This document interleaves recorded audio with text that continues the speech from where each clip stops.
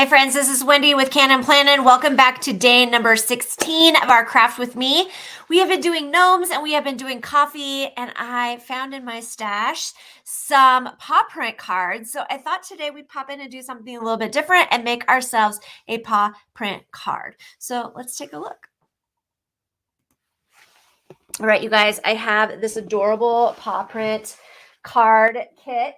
And I just want to share with you guys what's in it. So it comes with supplies to make the 9 cards, which is 9 pieces of paper, 9 card stocks, 9 envelopes. It also has the die cuts. So 6 different die cuts. There is a paw print with a red heart.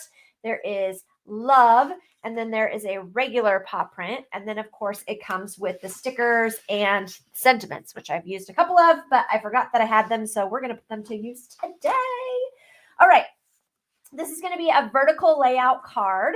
Let me walk you through what you're going to need. You're going to need a full sheet of paper. You are going to need a piece of white cardstock. You can get that from any supply store, Walmart, Target, anything like that, craft store. This one is cut to 4 inches across by 2.5 inches down. Then I took another one of our pieces from our from the card kit, and I'm going to save this big piece, but I cut a piece that was 4 inches by 2.25 off of it. So we're going to make a little border. I grabbed a paw print and I grabbed a sentiment that says just because. I also have some black and white washi tape in my collection, so I grabbed some of that, but Tool of 12 does have some paw print washi tape. And then I grabbed some of our rhinestones. Okay, so let me show you how we're going to put this together today. We're going to go ahead and attach our full sheet, and again, this is a vertical card layout, so we're going to make sure that it has this nice little border all the way around. Then we're going to grab our piece of cardstock, and we are going to attach it down a little bit so that there's some of this paper showing and some of that paper showing. Okay, and then we're going to grab our cute little paw print paper, which is the flip side of one of these pieces, right? Because we have that ability to use our double-sided paper. And I'm going to lay this out like so that we still have that border, but now we've also created a border on our piece of paper there. Oh, I love it when my camera view changes. There we go.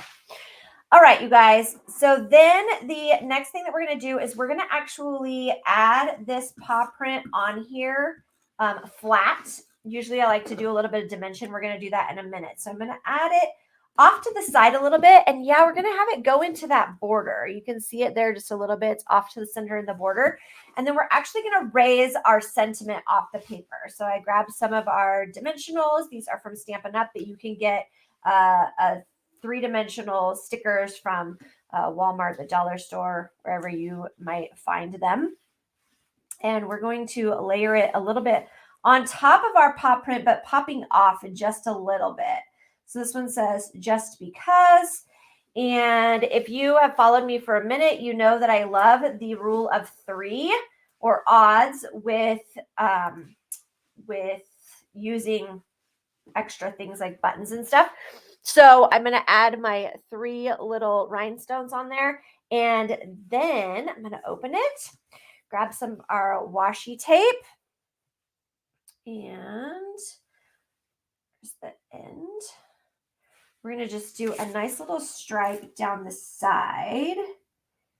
And I grabbed a stencil. It happens to be a pumpkin stencil, but it's fine. It will do the trick. Any old stencil will do. It just happens to be the one. Whoops. It just happens to be the one that I have handy. And we got a little careless that time. Let's fix that. Push that down right there. And there we go. All right, so there's our card. We're going to do the same thing on the back of our envelope because I like to have envelopes that match.